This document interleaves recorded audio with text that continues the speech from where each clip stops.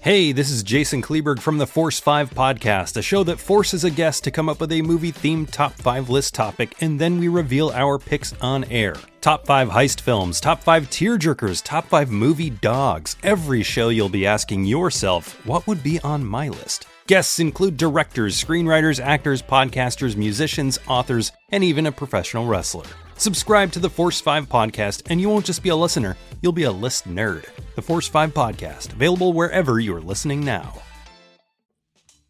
Do you love movies? So do I. What's up, y'all? It's KB, and I love movies, inviting you to listen to The Conversation, a film podcast where passion meets perspective and opinion. From the old school to the new, I invite a guest on to discuss the movies that thrill us, challenge us, break our hearts, or even blow our minds. There's always new episodes dropping wherever you get your podcasts. So join the conversation.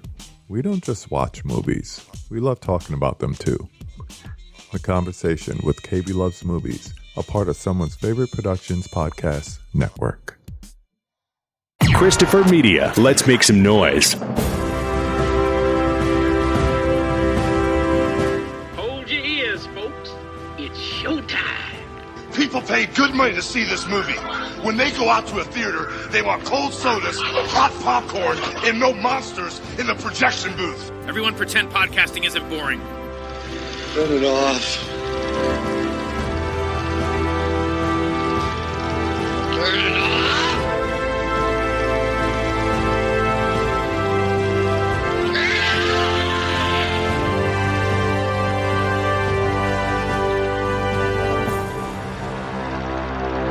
Yazdan önce her hane merkezi yayın sistemine kavuşacak. Yeni sistemle beraber yönetmelikler ve programlar tek bir evden düzenli bir şekilde günlük bültenler aracılığıyla aktarılacak.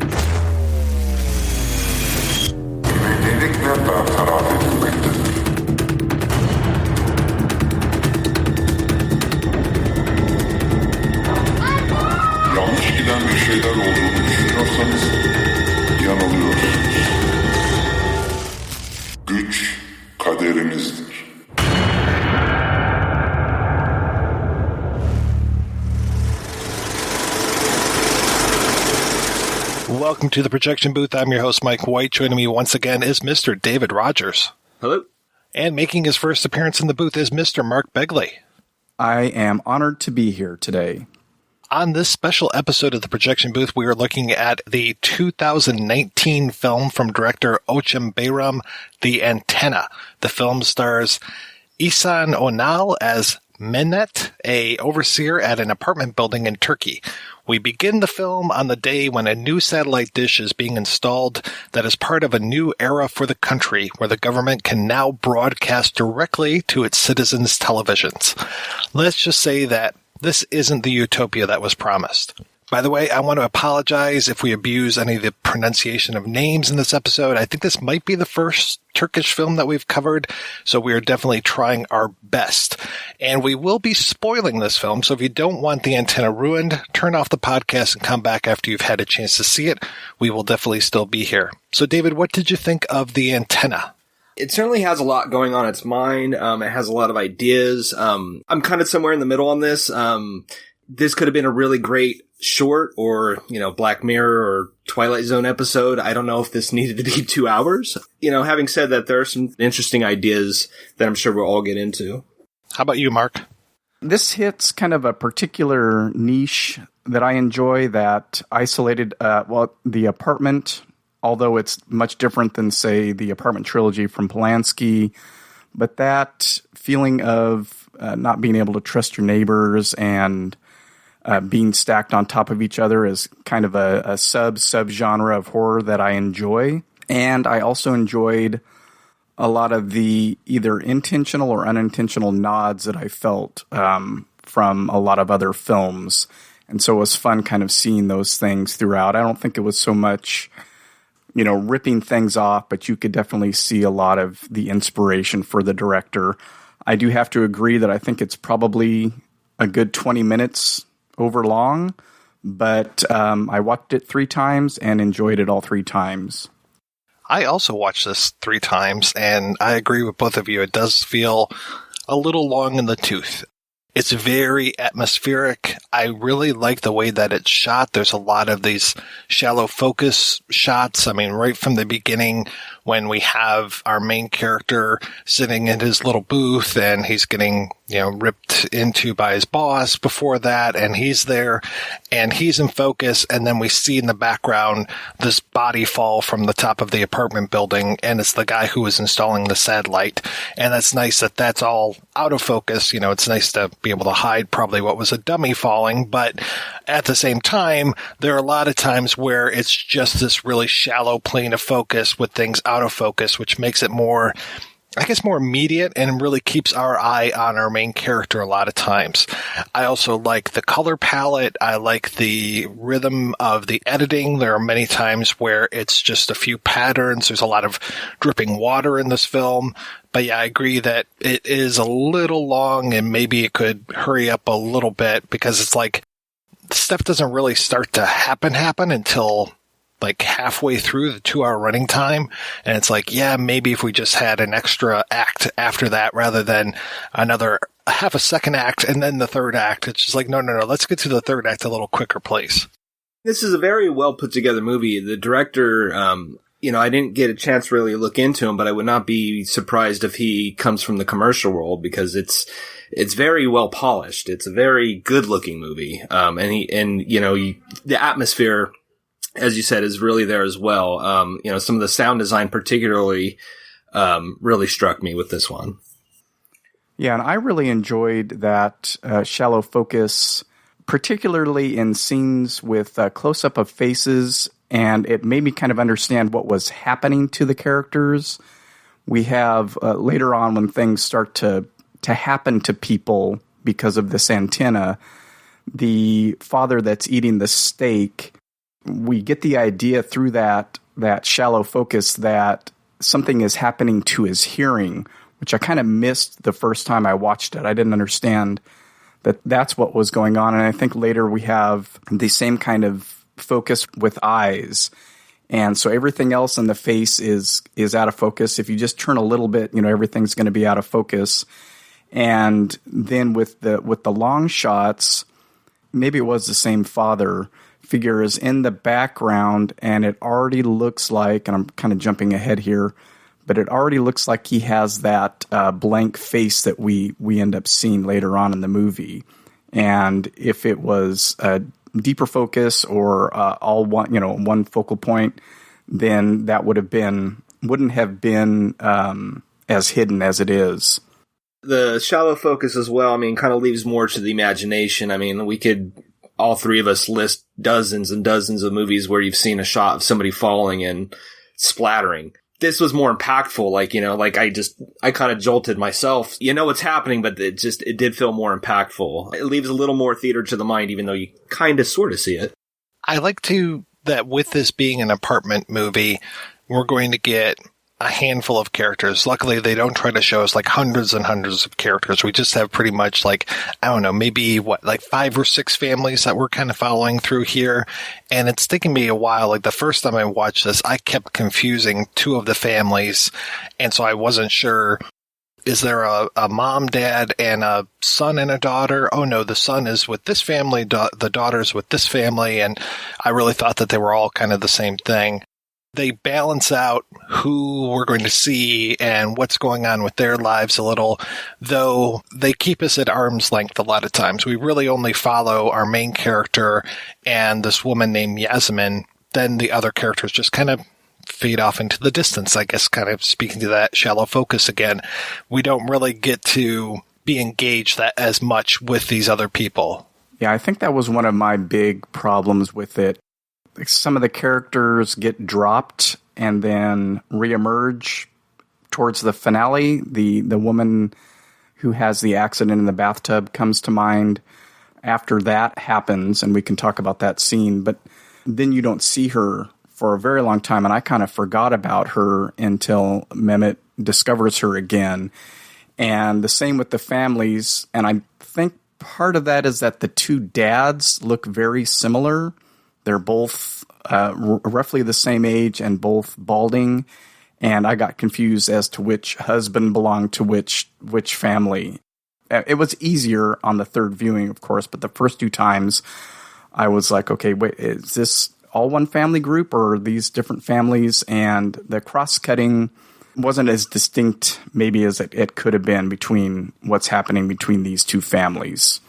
The fathers look very similar. On top of it, the two children have a name with a Y. So I think it's Yusef and then Yasmin.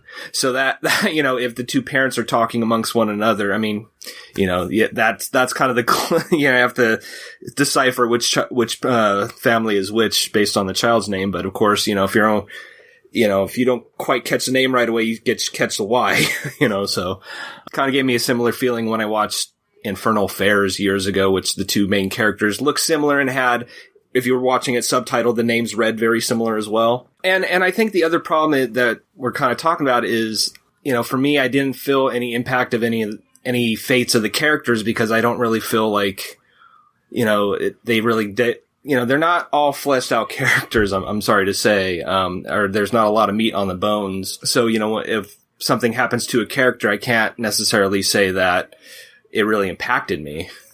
So we have that initial death of the man who falls off the building, and then it's very quickly thereafter that one of the tenants comes and complains to Mehmet and says, hey, I've got some black stuff on my shower wall. And I'm just like, oh, wow. Okay. Like, we've only had like maybe 2 scenes in between then. I was like, all right, great. So this is really starting off quickly. Like, this black stuff is coming in and we are already seeing the satellite dish at work, how quickly this is going.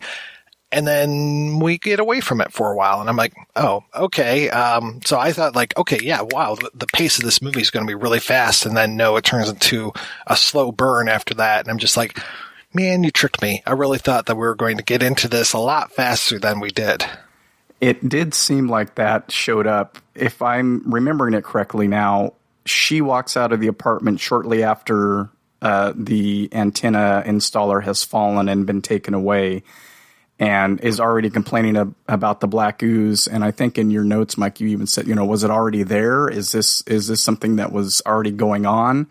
And that time frame makes it very hard to tell. When Mehmet goes up to check the antenna to move it, it's dripping out of the antenna and it's also on the roof of the building. So I don't know if that was just more of a mistake in, not in editing, but just in, how fast is this thing going?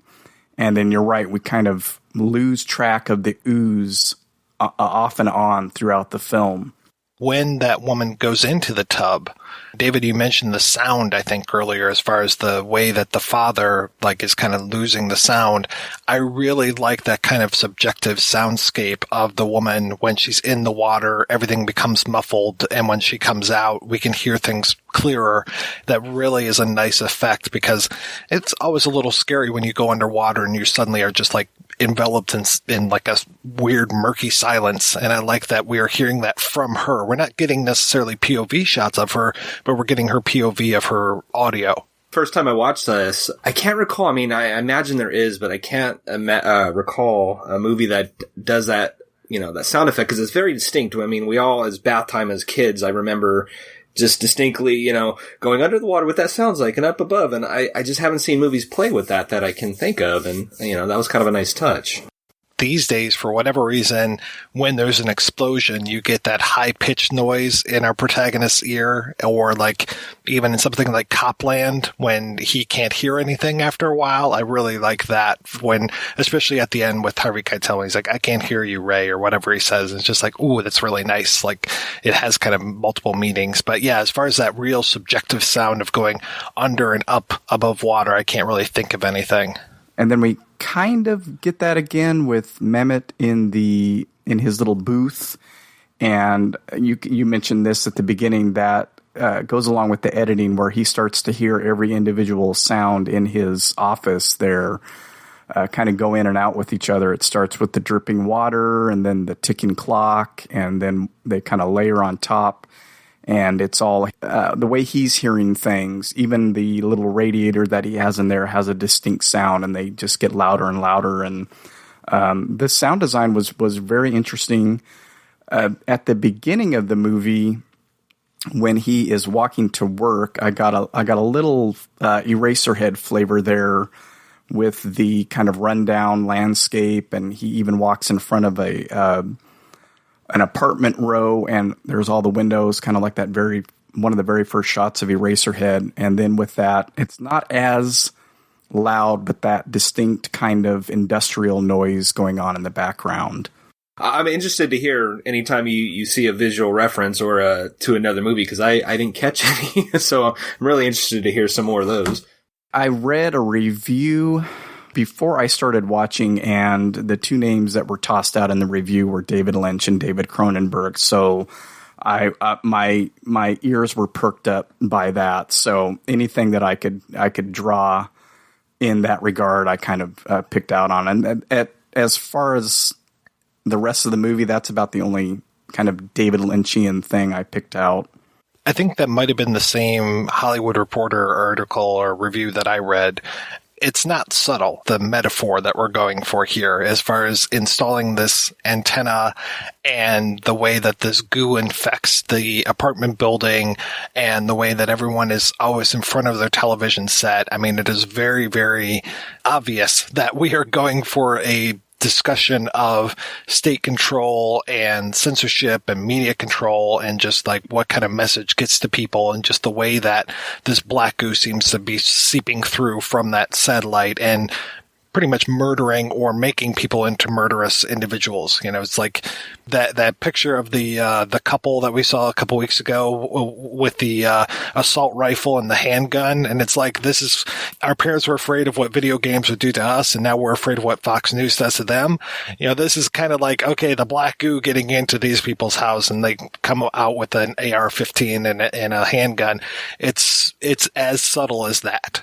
Maybe a touch more subtle than that, because that we only have knives and scissors as our weapons, but I guess probably there aren't as many guns in the hands of citizens in Turkey. So not everybody can be as great as the United States. Come on. There you go again. I do like, too, that this is all coming from this satellite dish on top of the building, because then you get these really nice, almost POV shots from the satellite, like all of these shots down at Mehmet as he's walking across the courtyard or whatever out in front of the building. So it's really nice that he is just this kind of like God's eye view of him just being so small and so ineffectual. And he is trying to uncover what's going on, and at some point in the film he almost seems to go into some place that doesn't even seem to exist in the building. It's almost like he's going into another dimension, and seeing this kind of reminded me of that scene in The Matrix when he goes and sees the architect with all those TVs, and that's the image that they use for the poster, is all of those TVs with like the eyes looking at him, and just all of the stuff that he can see through this. And it's that metaphor of the government control and what they can see. It's almost like the TV works in two directions. Yeah, I'm glad you said that. That kept bugging me. I'm like, what movie am I thinking of this from? And Matrix was one of the ones I thought of, but you just kind of confirmed that for me. That was the sequel, wasn't it? Yeah, it was either 2 or 3. They all just bleed together after the first one. I'm gonna have to say 2 because I never saw 3 because I hated 2 so bad. I can't blame you whatsoever. I was a little confused by that part where he enters the room with the dishes and the satellite dishes and the TVs, because I couldn't remember what he had been doing prior to that to kind of place that in either the apartment. We had a dream sequence with him earlier, so was it? It doesn't seem like it's a dream again, but I didn't know where that was supposed to be taking place. I was a bit confused by that too. And speaking of that earlier dream sequence, that kind of I kind of almost wish that scene was cut out because it made me wish for a much more interesting movie in which it turned into Tetsuo the Iron Man all of a sudden. Yeah, that brought to mind Videodrome for me, and another movie that we'll talk about later when we talk about the things that this reminds us of. But I was a little disappointed it was a dream sequence as well, because that was interesting if that had been happening to all of the tenants in the building.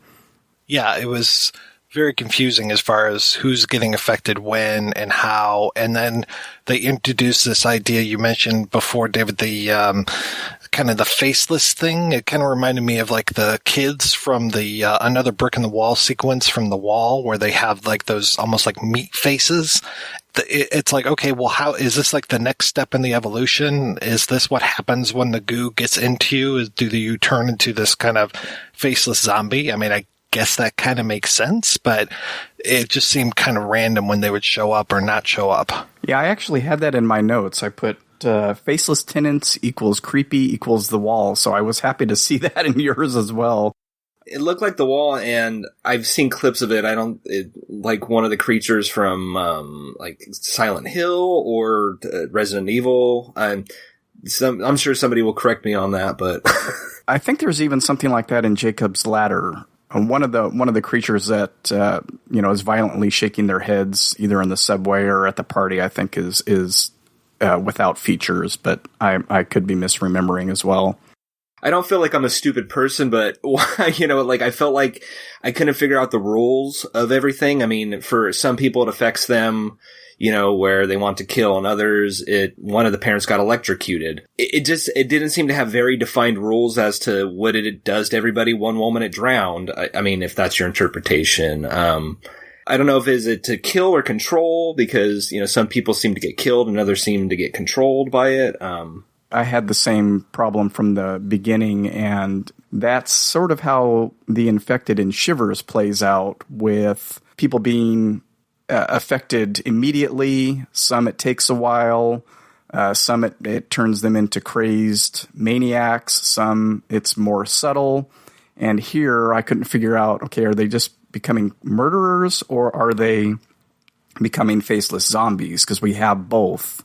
And I don't think anybody that, and I could be wrong, that was faceless at some point in this or was a murderer at some point in this then ends up being one of the faceless zombies. But I guess it's kind of hard to tell if their face is gone. Yeah, because sometimes it'll come out of electrical outlets and then you'll step in the goo and get electrocuted. They don't really show how, at least I didn't see how it got into the one father's food that he was eating. How is this getting into everybody? I kind of wish that it had all just stuck to one thing, and I wish it had maybe been more television focused, that they had played into that a little bit more. I mean, it is weird that when they finally do the broadcast, I think it's at midnight, and it's like, okay, well, who's awake at this point? Because otherwise, everybody is always there, like, watching their TV. There's a shot of, like, a couple there watching their TV together, and then you see, and I think she might be the one who is putting up pictures earlier, and then it seems like the goo is dripping out of the holes that she made to hang the pictures. There are other moments where I'm just like, okay, this is really, again, not being very subtle with the metaphors. Like, there's a family and the father is unemployed. He's talking about how he won't have to go to work in the morning, and the kid's like, oh, well, why don't you have to go to work? And I'm like, oh, okay, he just lost his job, and he's building a house of cards with this kid. I was like, okay, And then there's another scene where there's a bird in a cage, and I'm just like, okay, that's the daughter. Just kinda, yeah, you're feeding this to us. Okay, yep, we're getting this. It's okay. But then they kind of lose the thread sometimes, where it's just like, all right, if you're going to go with this metaphor, let's go ahead and just go all the way. Let's do it up. I do have an answer about how it drips into the meat. I caught it on the third watch. It's from the bathtub. Because I thought, okay, who's going to turn this water off? And that's just a thing of mine where when there's running bath water in a movie, it drives me insane. It starts spilling out and there's a little drain for, I guess, that eventuality. Then it kind of has I don't know if the camera actually pans down like it's going through the building, but that stain appears on the ceiling over their table when they're eating dinner, and then it drips on his steak. It kind of drips in looking like A1 sauce. Which is a good cover-up to why he continued to eat it when it turned black. Oh, put my steak sauce on there. Okay, thank you for bringing up the whole the bathtub thing, or like when people don't... I wanted to scream at my TV because she felt she had enough time to watch an entire instructional video before the bathtub was going to be completely overflown. But she knows exactly how long it takes to fill her bathtub. Apparently. Has it down to a science. I don't think that's the first time she's done that whole beauty regimen with the almost like Botox, and then she puts the face mask on. And I mean, that was good at least, because I know if you wear a face mask like that, you kind of have to tilt your head back. So I was like, okay, well, that makes sense as far as why she doesn't see that the water she's about to step in is pitch black. Yeah, that was a good catch. I caught that on the second watch. I was like, okay, that makes a whole lot of sense, because why would you not see that? But that brings up her little scene there with that instructional video, brings up a point that we had when we were messaging each other, and what the time period is for this. And I think that was what made me think that this was like near future, because I don't know. It doesn't say it's Botox. It's more for youthful skin.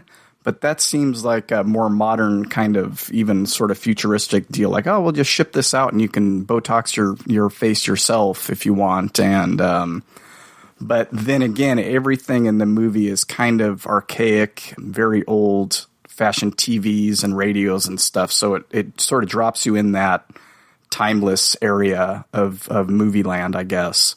I'm just going to be honest. I'm just going to stick in my head and say it's 80s, 90s era, just because... I can see where you're going, where, there's a term I've read somewhere where like, the fedora hat future, which is, something like Adjustment Bureau, where they kind of have they try to mesh classic styles with modern technology for a future. But I didn't picture that here. I'm trying to think of another recent, TV show, that TV show Maniac that was on Netflix, kind of did that, where they fused old technology with modern technology. But I saw nothing here that clued me into anything modern or futuristic, even, but that's just my interpretation, I guess, is where I'm just going to say, no, 80s, 90s, because I wasn't given anything to think otherwise. Since I read a couple of reviews before watching the movie, and hearing or reading the word dystopia puts me in that frame of mind. So I just had that thought while I was watching it the first time. And I'm not saying I'm right either, because there's no other defining things in there that give you a sense of when this is. I don't even think we see a car at all. The only thing it made me think of was how in It Follows, there's a couple movies that do this. It Follows and The Love Witch kind of play with when does this take place, and they'll throw in a modern contrivance in there to let you know that, well, this is taking place sometime around now, even though everything looks old. In The Love Witch, I mean, that's very much it's supposed to look like a 60s Technicolor film, but they're using computers and laptops and cell phones and things like that. And with It Follows, you never quite know what season it is, what year it is, anything like that. The only indication is that one girl's little ebook reader. And so it has to take place sometime around now when those were invented. So Although you mentioned that e-reader, although I gotta say the first time I saw it, I thought it was a pregnancy pill pack, or the pill, because it looks very much like that compact if you've ever seen those. But yeah, that's actually a modern thing, and it's not so much the movie's fault as in modern technology like that, but I just watched a movie recently, a new movie this year called Blow the Man Down on Amazon, and everything about it, like, it was very drab. And I'm keep looking for technology because nothing clued me. I'm like, okay, is this today? Is this the 80s? You know? And if finally somebody mentioned, you sent me a text. I'm like, okay, so I guess it is modern, but that's a modern thing that's really bugging me, is when you can't figure out right away what era you're in. If we suddenly added cell phones to this movie, I don't know what good cell phones would do in this case, because it's not like they're going to call anybody for help. You know, that's always the thing in modern horror movies, is how do we get rid of the cell phones, because people could just easily pick up and send for help so quickly. Oh no, there's no signal in this building. What happened? After they installed the satellite, there's no signal anymore. Right.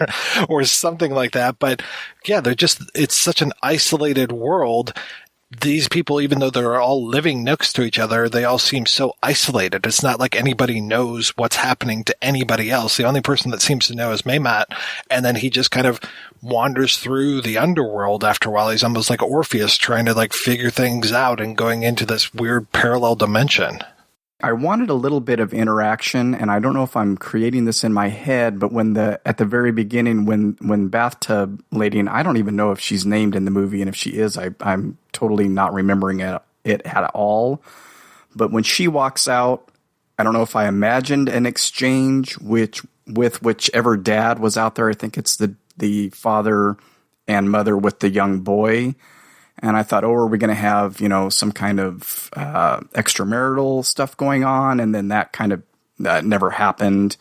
And I would have liked a little more interaction with the families, maybe, or even with them and Mehmet. He really only interacts with the children.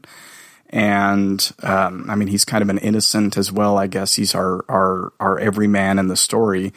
But something to maybe draw those either tensions or issues amongst the tenants, and maybe some more tenants, just to see some more tenants. Not that we have to follow 50 different stories. We could have had at least a few more dead meats or something.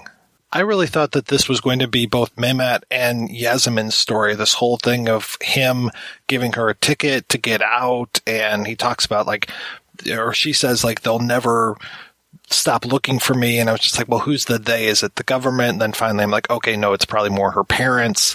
And it seems like she's got this really abusive father. And I'm like, okay, so this is kind of going to be both of their stories. But then she just kind of fades into the background for a while. And yeah, we do get a good deal of her on screen, but I never feel, again, that connection to her. I'm not like, oh my God, Yasmin, get out of there. You've got to get out of them. No, I'm just like, okay, let's watch what happens to her. Oh, she's just about dead. All right. You mentioned in your notes the conspiracy board that she has, and it's very briefly shown, and that would have been something that would have interested me.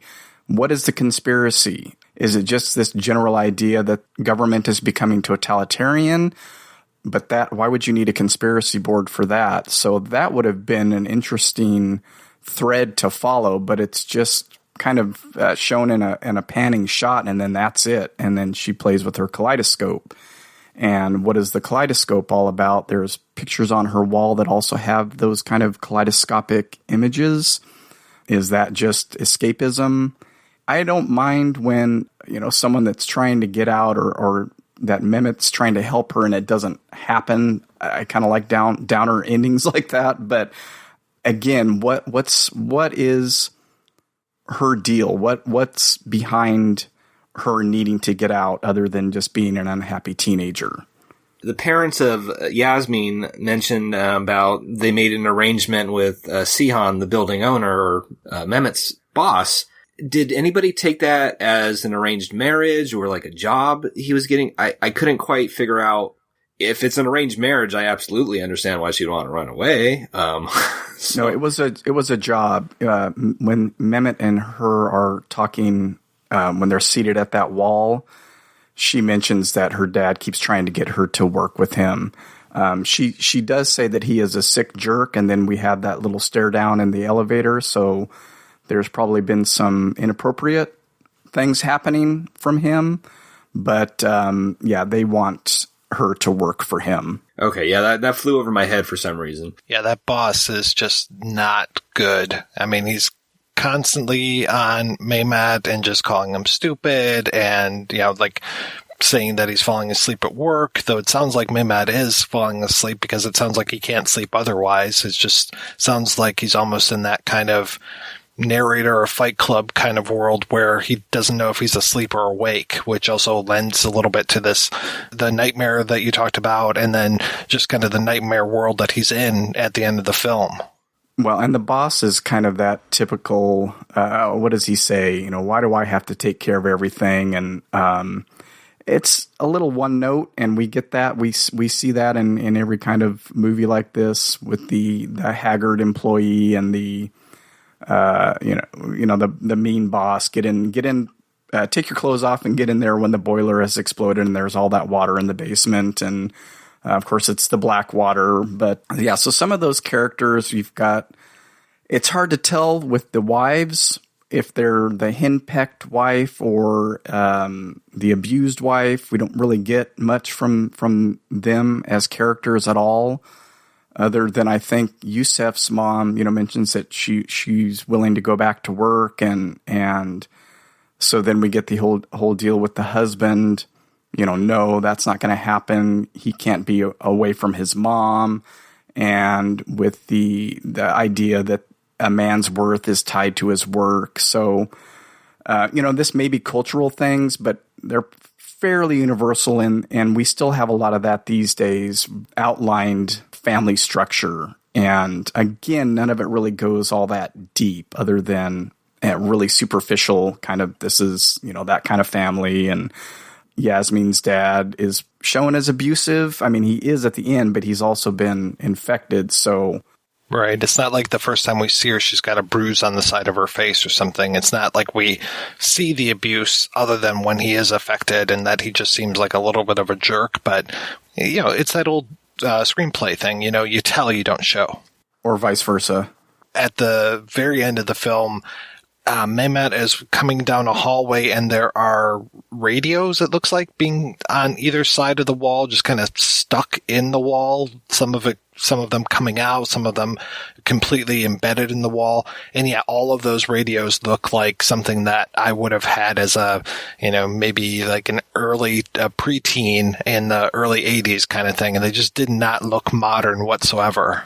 Yeah, they definitely look like transistor radios and such, old terrestrial radios. Yeah, because you don't see anything just as a radio anymore like that.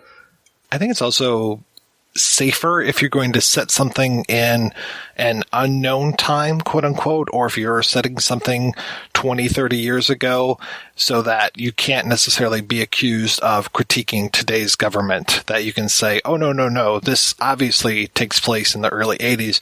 Look at the radios. Yeah, that was one of the thoughts that I had after, because reading just a very tiny little bit that I did about the government in Turkey right now, I thought, well, how would you get away with this movie at this time? And so that really kind of enforces that this is a past. This is not where we're headed, but maybe where we've emerged from. Yeah, it sounds like things in Turkey are actually even worse than they are here as far as like shutting down media outlets and jailing journalists, all the things that I think Trump would probably like to do, they're actually doing over there. Yeah, did you read that bit from the notes at the beginning? I can't remember now, but I'm looking at it right now, and they've shut down a ton of media outlets and jailed journalists and things, and yeah, that's not good. 90% of Turkish newspapers now push the pro-government line. I mean, that is really super scary. They get into that at the end with all of the transmissions from the radios, and of course, if you can understand Turkish, you'd catch more of it, but with subtitles, it seems like they're only kind of hitting the major or the louder parts there. But I saw words like eradicated and neutralized, and even so much as if citizens are spotted outside after midnight, they will be jailed. That's not the right word, but things to that effect. And it's really only through that mishmash of radio transmission that comes out. It's not, over the. I guess if you spoke Turkish, it might be more in your face, but it's a little bit more subtle with missing a lot of what's being said there. Yeah, when he finds that room of the TVs that I was talking about earlier, the one subtitle that I wrote down was "Power is Our Fate," and I was like, okay, so basically, they're destined to be in power and to make everyone's lives kind of this living hell that Mehmet's in at the end. It is now time to act as a single body. We will be with you forever. Our voice is your voice. And that kind of brings up something you mentioned earlier, Mike. I think it was you. The point of the midnight bulletin was bothering me the whole time. And I thought, and I think you said this already, who's up at midnight watching? Why didn't they do it in the middle of the day? What was the point of that? The installation had already happened, so... I understand that today is the first day that the broadcast is going to happen, but if I understood correctly, not every single person already has the satellite or, the antenna. So, I mean, wouldn't it seem, not to do it a little too early, like maybe people who don't have the unit will catch on at that point. I don't know, depending on how fast, news travels at that time. Yeah, that struck me as odd, too, because they say the 4 million residences that already have it, 10 million people, and we're going to continue. It's like, well, why don't you do the broadcast when it's in every home? If it's affecting people this way, or are these affected people going to go out and infect others, which we don't see any of that. So it was a little strange to me as to why they're kind of starting without completely installing everything. It makes for interesting visual, but really, why goo? I mean, that seems like if you're going to take over those buildings after, if that's part of the plan, it's a lot of cleanup you're going to have to do after. I do have to say that the last shot of the film is absolutely chilling. I mean, I don't necessarily understand it. Like, I don't know if so the last shot is Mehmet back in his kind of observation room with the apartment building across the way, where he was sitting when we first saw the body fall. And this time he's sitting there and the lights come up outside, I think. And there's basically, it's like 4 of these faceless creatures there, and it looks like a nuclear family of like a mom, dad, son, and daughter. And then we fade to black immediately, and then the credits roll. And I was just like, okay, I'm not sure exactly what's going to happen to him. It seems like this is the beginning of a zombie movie, but I was still just like, ooh, wow, okay, that's pretty harsh there. Whatever's going to happen next. I'm actually getting goosebumps a little bit from that. Remembering that scene. The one prior to that really gave me shivers when I watched it was when he comes out of the little office there, and again, using that shallow focus, you see lights on in the back, and you see possibly figures in windows, and then the camera either pulls back or it focuses in on that, and then I'm not sure how many stories that building was, but say 10 stories up. In every one of those windows, as the camera pans up, there is a figure in black there. And that's the kind of stuff that I love. And that shot really got me. That was one of the few kind of straight-on horror touches in the film. That's where it felt like it was going to turn into a paranormal ghost movie for half a moment. And, of course, we find out. I imagine those are the faceless creatures, but the director certainly can, set up a shot or, set up a sequence. I feel like I don't want to put words in your guys' mouth, but I think it's fair to say the general consensus is great effort, but not necessarily a great movie. But, I will be interested to see what he goes on to do because, he can set up a shot and paint a pretty picture, paint an interesting picture. Yeah, and I think a lot of those, like Mike mentioned, the kind of God's point of view shots were really nice. I enjoy walking down the hall shots for some reason, and there were a number of those in the film. And the composition was nice in many of the interior scenes, even just in that little office with Mehmet facing, the window, and we're seeing him shooting from the back out to the window and that desolate little landscape in there. Really nice setup, and I wouldn't be surprised either, like you said, David, if he had worked in commercials or some other kind of film before doing this feature. Well, hopefully we'll find out. So let's go ahead. We're going to take a break and play an interview with the writer and director of The Antenna, Orçun Behram, and we'll be back right after these brief messages. Do you like horror movies? So do we. Flexible eyeballs out. Because it's fun out. She was great. Do you like American Horror Story? So do we. There were some butts. Yep. Pillins. Yep. Butt. Yep. Pillins. Butt. Yep. Pillin. If it's over 90% cheek, that's your butt. You see the essence of the butt. Are you into vampires dancing in mesh tank tops? Us too. I was mesmerized by the mesh tank top and leather pants. Are you into high-minded film critique and discussion? Because we've got that. And it is beautifully filmed. Like, it really... Just the stark contrast of colors, like you said. Not your thing? How about a dick joke? His dick, dude. He put his dick in a fucking pig. Come on. We've also got one dude to give dude perspective. Zombie apocalypse is no time to have your head in the pussy clouds, Mickey. This is survival. Thank you. So head over to iTunes or Stitcher, wherever you listen, and subscribe to The Bloodlust, your go-to podcast for the classy broads and the token dude talking horror.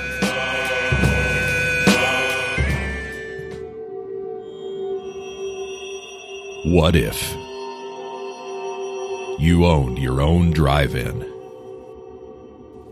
An open-air theater outside of time and space. You could show anything you want. You could pair together any movies you want, regardless of genre, regardless of when they were made, regardless of quality. If you could own such a theater, if you could do whatever you wanted, you certainly wouldn't do it like this. It's like if we don't use it, you'll be like wasting my precious fluids, my precious creative juices. Oh my God, I had to read 2 sentences. Over and over. Who does this guy think he is? Kubrick? Fincher? Who's this guy? Are you ready for me to read this, Mr. Hitchcock? Yeah. Is the bird going to on my shoulder in this scene too? He's a plastic bird. He doesn't even make on his own.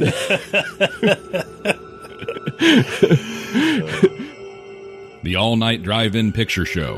Available now at a podcatcher near you.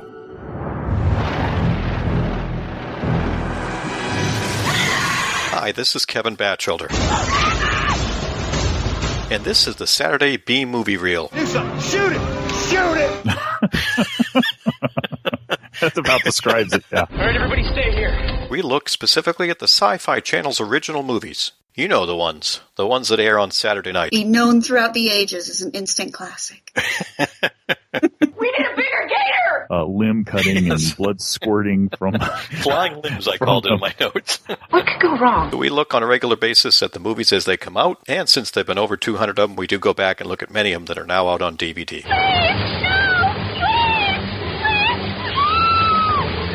By this point, I had completely forgotten any semblance of seeing if this actually makes any sense from a plot point of view. So come on by, get involved, and have some fun. Check us out at SaturdayBMovieReel.com. Our future depends on it. Make it safe. Hi, this is Andrew from We Hate Movies, and you're listening to The Projection Booth. If you feel like laughing after listening to some serious film discussion, head on over to our show, WHMPodcast.com. Every Tuesday, a new episode drops, us ragging on bad movies, whereas the good folks here at The Projection Booth are talking about good, hearty, cinema-related stuff. Go here for the cinema, come to us for the laughs afterwards. We Hate Movies every Tuesday.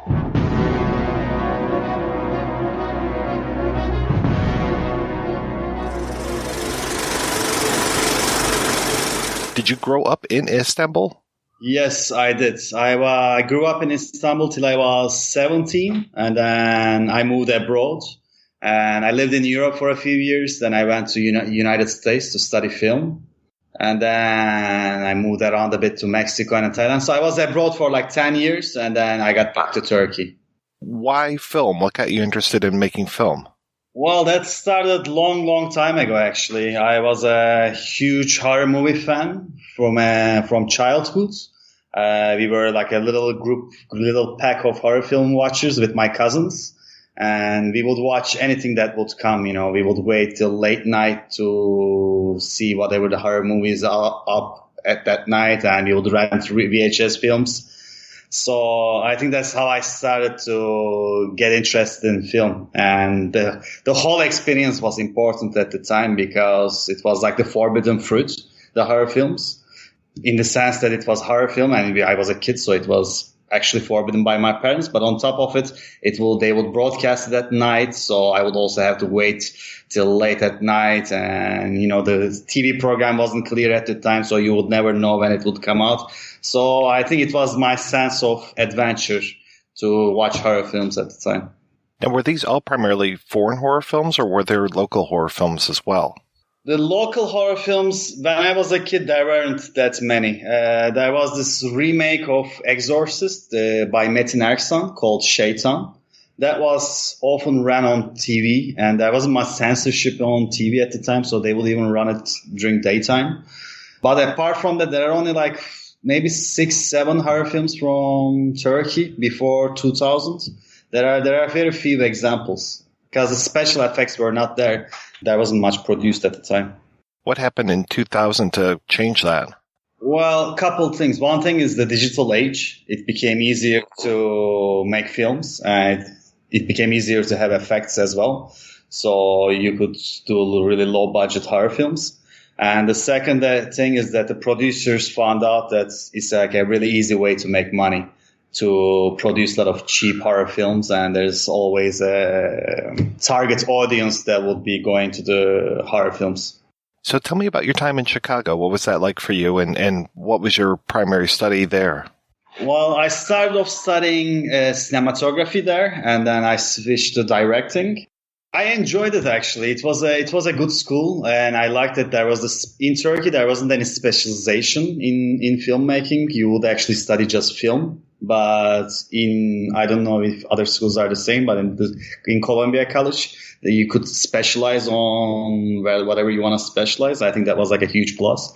Also, you had more chances to use more different cameras, and there was just more chance to use, lighting equipment, editing equipment, all kinds of stuff. There was more access. So I enjoyed it in that regard. Also, getting to know new cultures shapes your mind completely. You start to see the world in a different way. What were some of the gigs that you got after you graduated? After the graduation, I didn't go into cinema directly. I traveled a bit. And then when I went back to Istanbul, I got into filmmaking again. So there was this period of 3-4 years where I lived in the tropic countries and did other stuff that I wasn't in cinema that much. But when I got back, I got into photography, actually. I was working as a photojournalist and as a translator as well.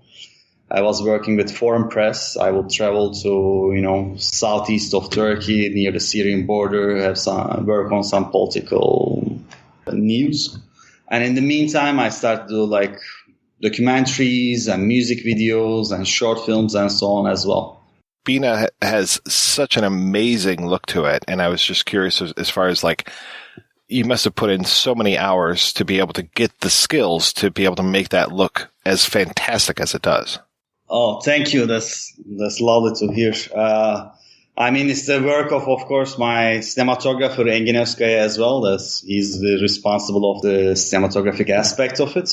But yeah, I think my mind works in more towards cinematography in filmmaking as well. I studied cinematography in Columbia College. Then I was in FAMU in Prague. I also studied cinematography there.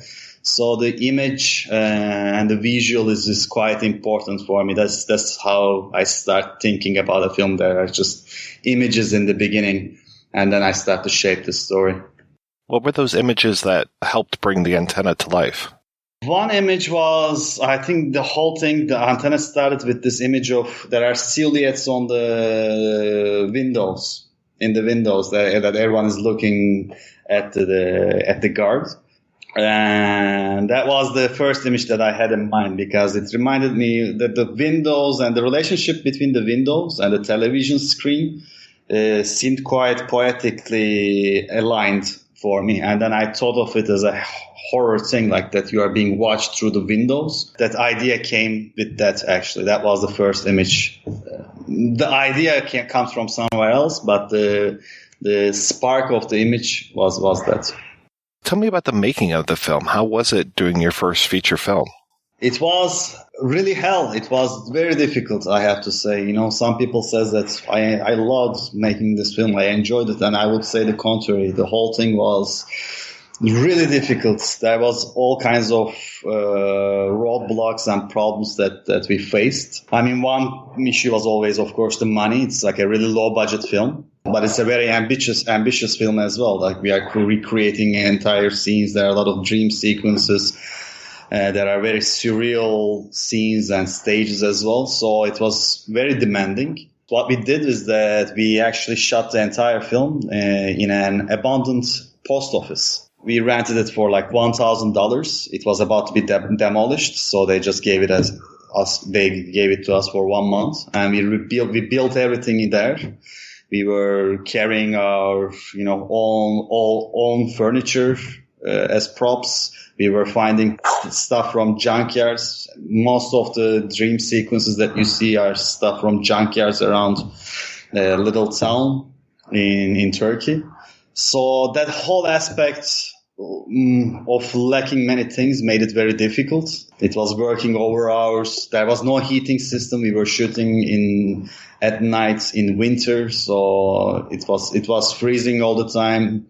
So it was difficult, but I don't know. At this point, like when I look at it, it's a good memory, maybe. But yeah, if I make another film, I will use another pet. Tell me about the gentleman that plays Mehmet, because I know you must have had a really good relationship with him because he was in so many scenes. He's in 70% of the movie at least.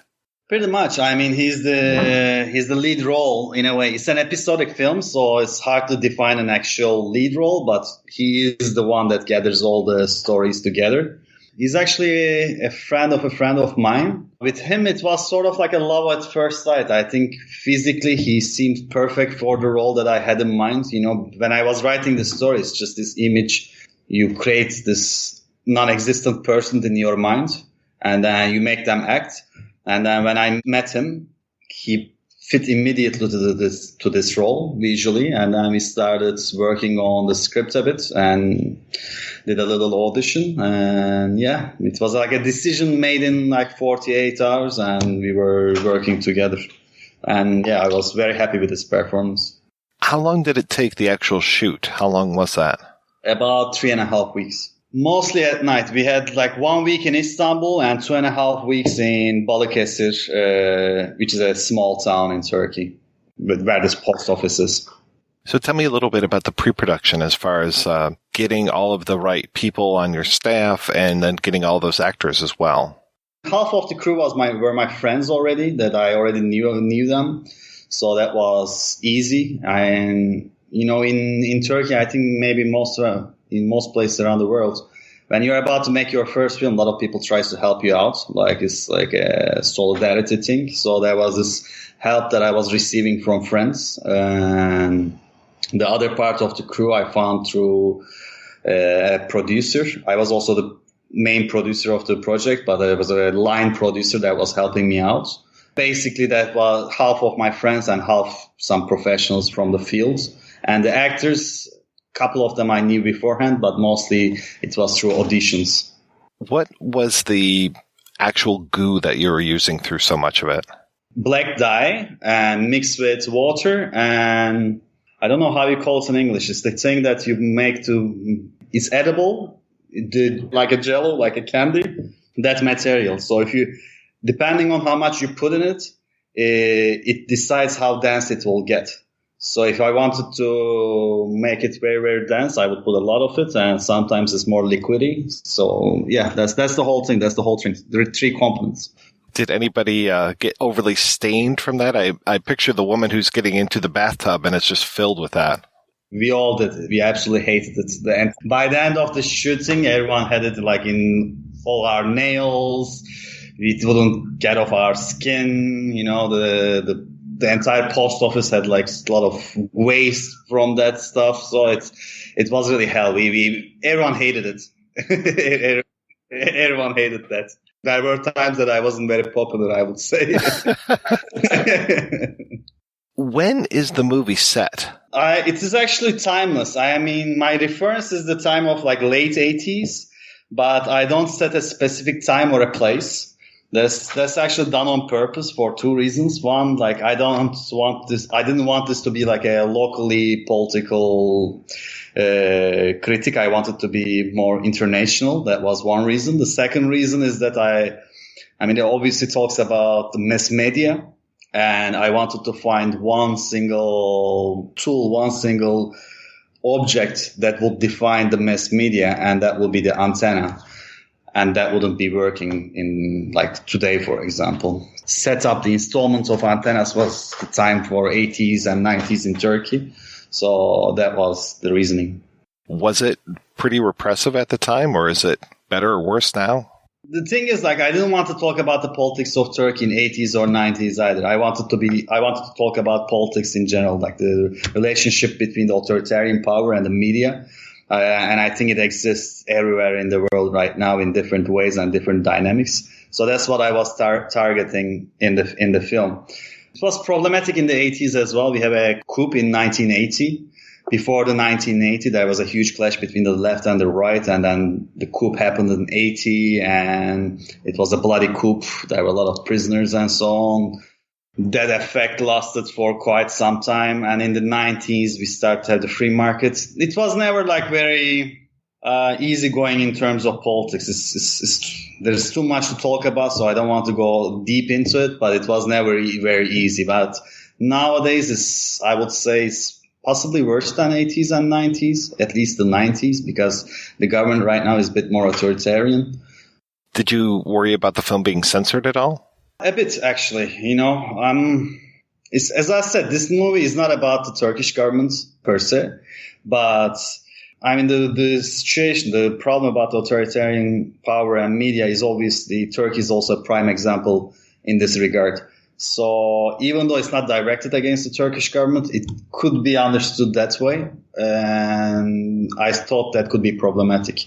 But it's not it's not a mainstream film. It's not going to be something that's much out there. So I highly doubt that I would get in trouble, but it could possibly happen.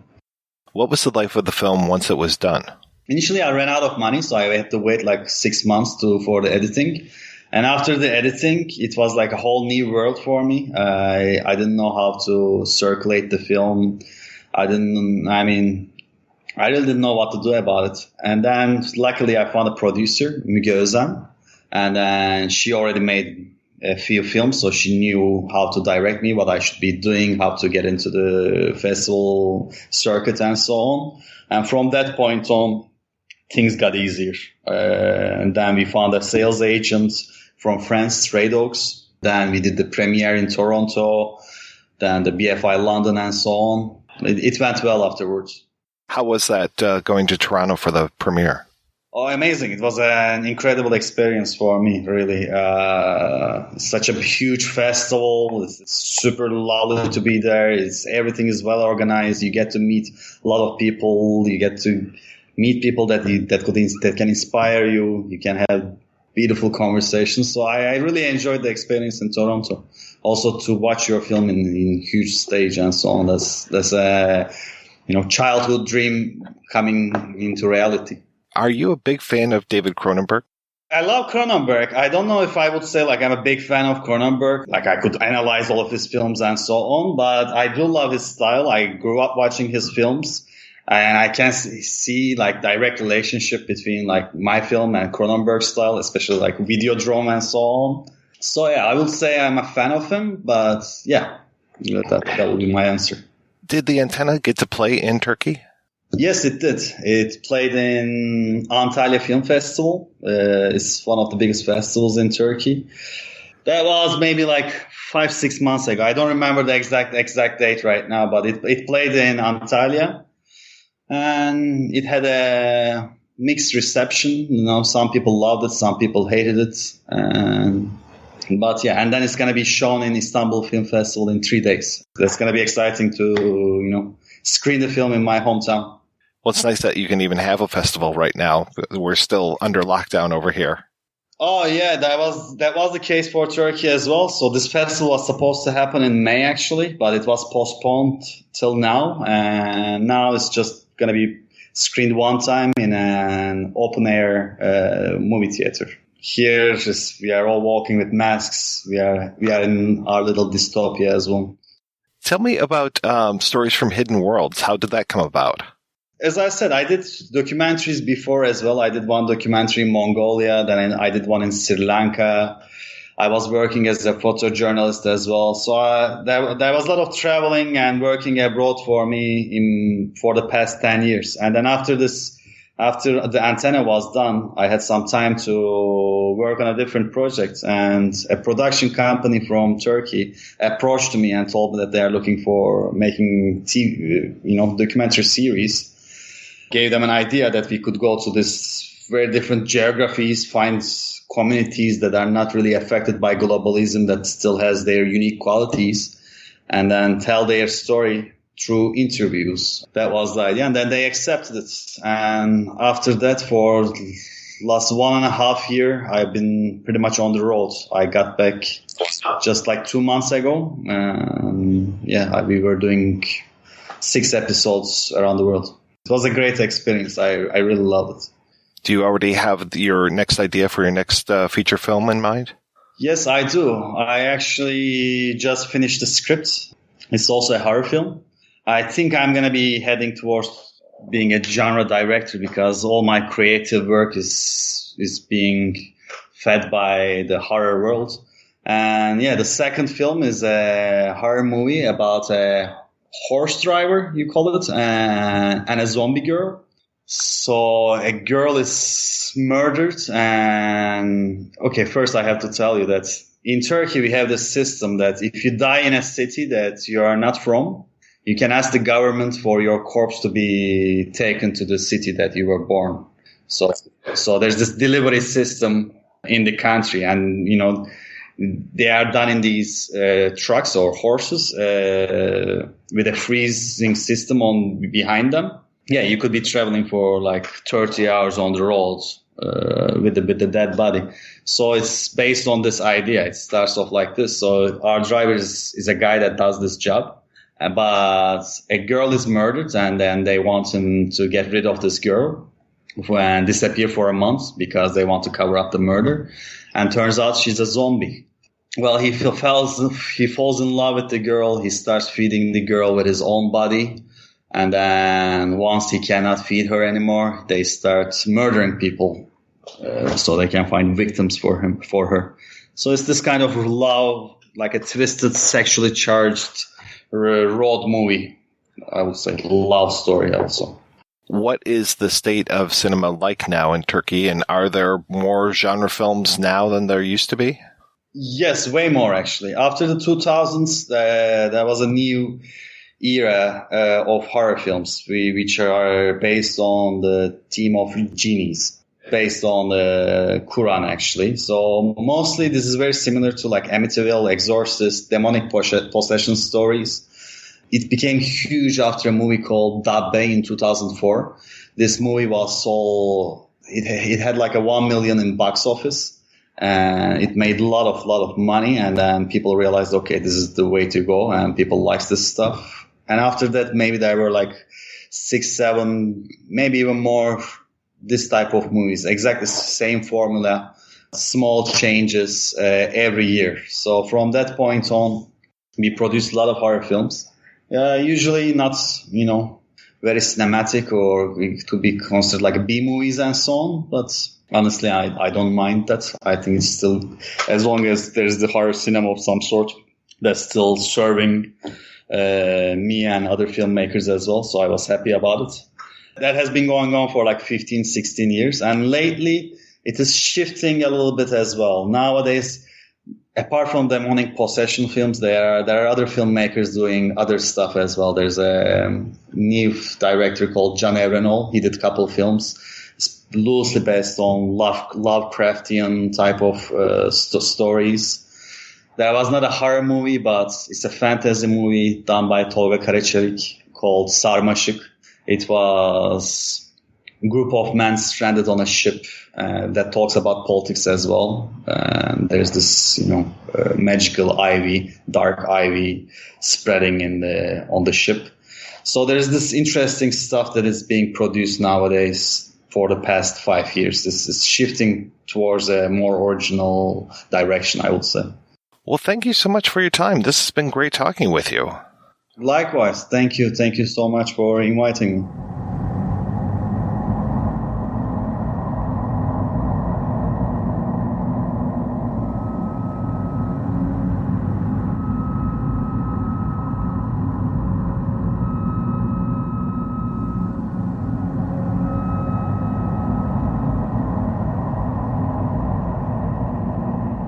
All right, we are back, and we are talking about The Antenna.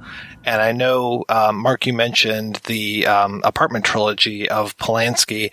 I was definitely thinking of, and you even mentioned Cronenberg before, I was definitely thinking of some of the apartment movies that Cronenberg made, or one movie that he didn't make, which I kind of had hoped that he would, or Vincenzo Natali might have made, which was High Rise. That whole idea of the wildlife happening at this high-rise apartment and just the nuttiness that ensues there. I kind of wish that things had gone a little bit more crazy like they do in High Rise. Okay, I have not seen that yet. I'll have to put that in the queue. I was a tad disappointed with that. I was really looking forward to it. I like Ben Wheatley, or I like his first couple of movies, and then since then I've struggled, but it was an interesting idea. I don't know if I'll watch it again anytime soon. I think I probably would have preferred a Vincenzo Natali version, and I didn't know that he had attempted one, but that social structure would have been interesting. We don't get that in this movie at all, with the higher-ups being better off and the bottom revolting. They all seem pretty level in their... I don't know if we hear about the other father's joblessness or having a job, but there doesn't seem to be a disparity there in the tenants themselves. And then, I always go back to Shivers with apartment stuff too, and that's a little bit closer to this with infected tenants. And again, that how are they infected, or how are they affected by it when they are infected, and why is there a difference between different people being infected? Something else that came to mind is a movie called Sequence Break. I don't know if either of you have seen that, which is very Cronenbergian. It's basically Videodrome, but with a video game as opposed to a pirated porn station. And you get that same kind of thing with wires going into body parts. And I think there's even the controller of the video game kind of becomes fleshy, like we see in Videodrome. Or like Existenz. Yeah, exactly. Await Further Instructions is another one that I kept thinking of. It involves, I don't think it's black goo. I think it's more of a black membrane that covers these houses. It takes place in England, and it's kind of a anti-Brexit thing. And we've got xenophobia and people out of work and sort of similar scenario. And the transmission is coming through the TV, and they get encapsulated by this black membrane that they can't get out of. And it's again wires, and I'm probably misremembering some of this, but that kept coming to mind as I watched this.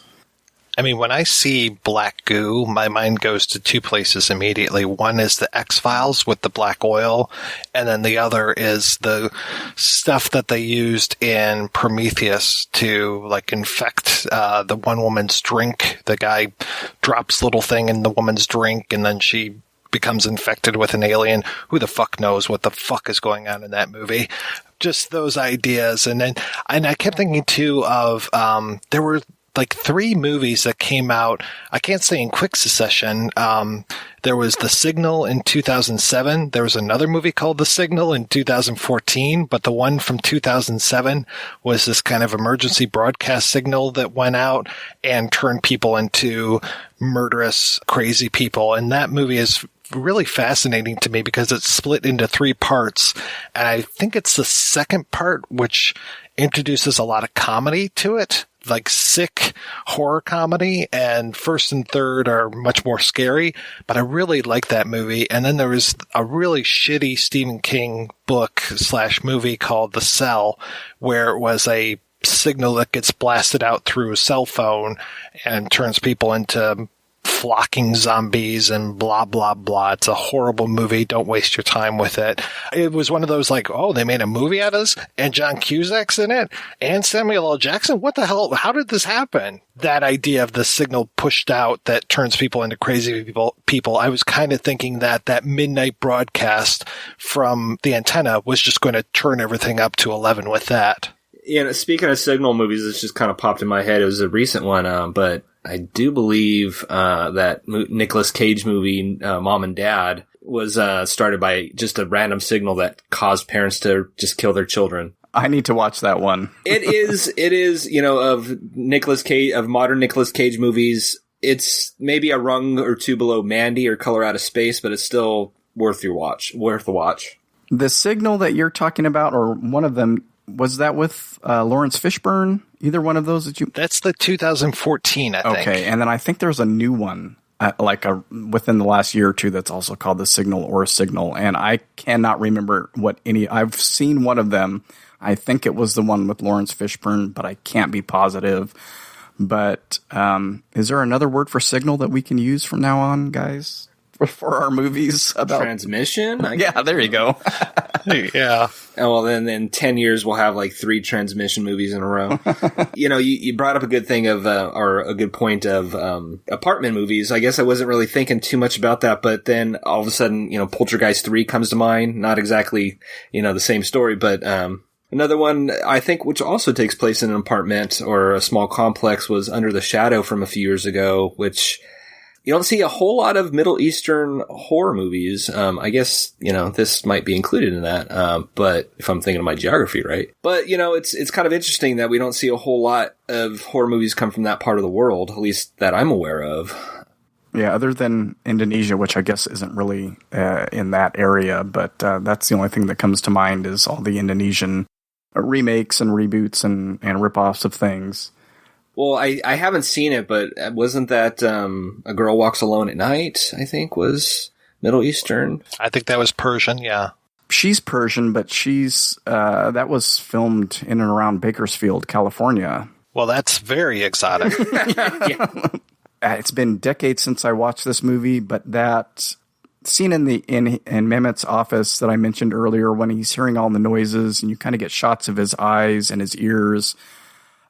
each time I've watched it, it makes me think of the film Delicatessen, and I don't know why.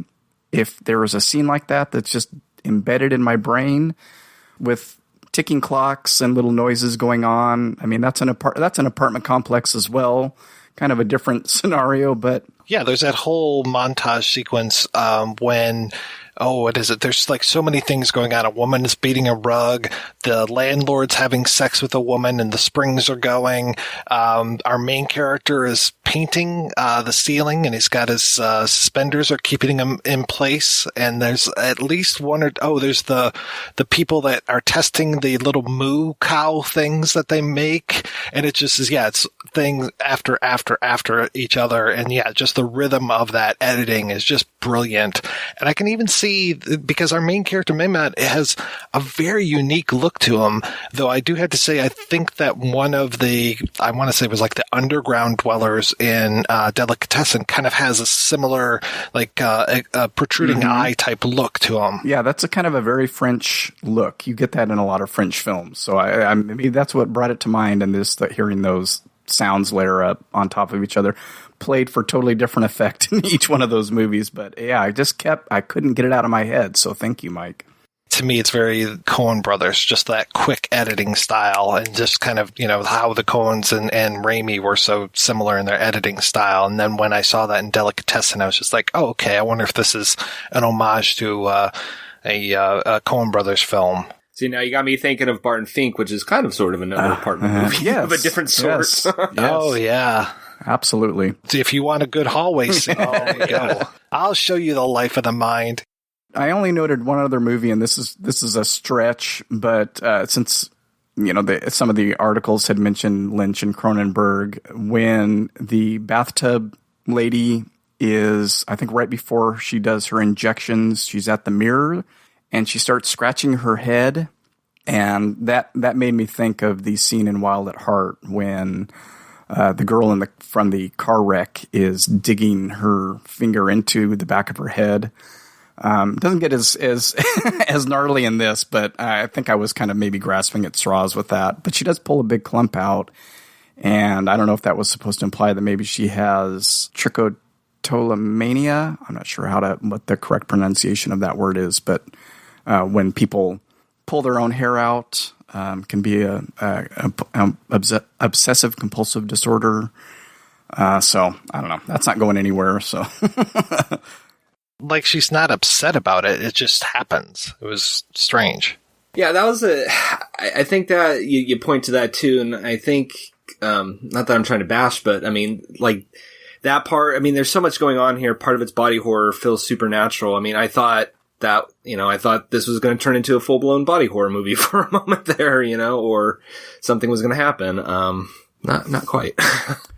It's like the back of her head could split open. She'd be Brundlefly underneath or something. Or if, her story had continued any further, maybe that would have played a role. It seemed like an odd thing. I don't know if it was just supposed to, again, imply that she was obsessed with beauty or staying young or something like that. But again, that doesn't even get really played out because she's has her accident in the tub very shortly after that. Yeah, and I thought somebody that was completely submerged in that black goo was going to come out as something completely different. There were a lot of dangling threads that didn't really get tied up neatly at the end. That's a typical thing that can happen with first-time directors. I don't know if he wrote this as well, but I wouldn't be surprised.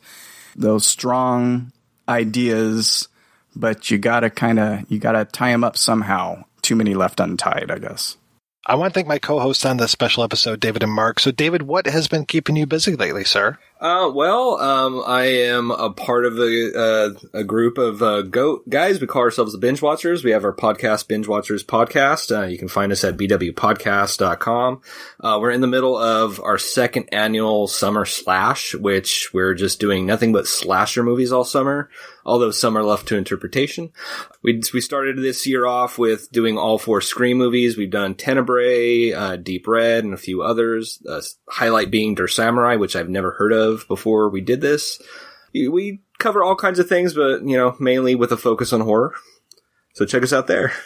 And Mark, what's happening in your world, sir? Well, since this lockdown started, not a whole lot. I released 2 full episodes towards the beginning of lockdown. One was an episode on The Tenant with film journalist Anya Stanley, whose writing I enjoy quite a bit. And then our episode, Mike, on The Evil Dead was, I think, in April.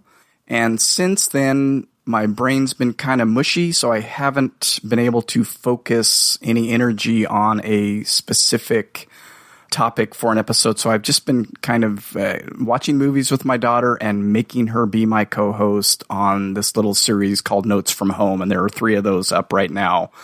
I want to get on my Mickey Rourke double feature if I can get my brain around it. But if not, probably the next thing I'll be doing is the Shivers episode with you in September. But that's a long ways off, so hopefully I'll get something in between then. That's all at Wake Up Heavy on SoundCloud, Instagram, Twitter. Everything is at Wake Up Heavy, so you can find me at any of those places or at wakeupheavy.com. So what is your ideal Mickey Rourke double feature? I had a real brief but real strong Mickey Rourke obsession in 1987 that revolves around Angel Heart and Barfly. They came out within about 6 months of each other, and I absolutely loved both of those movies when they came out. And I think it lasted until his next movie, Homeboy, which was probably in 88 or 89, and died after that. But I want to talk about Angel Heart and Barfly because those movies have had a major impact on me, even just outside of movie watching. So I've been planning that for a while and probably mentioned it on my show God knows how many times, and I just haven't had the wherewithal to sit down and do it. So you're saying he didn't bring you back with Harley Davidson and the Marvel Man? No. Yeah. But I second my love of Barfly. That's what got me into Bukowski. So I hear you. Yeah, that's going to be a big part of the episode. So it took me into a whole new world of literature when I was 18. Well, thank you so much, guys, for being on the show. Thanks to everybody for listening. Please head on over to our website, projectionboothpodcast.com, where you can find out more about today's episode. You also find a link over to Patreon, where you can make a donation to the show. Every donation we get helps the Projection Booth take over the world.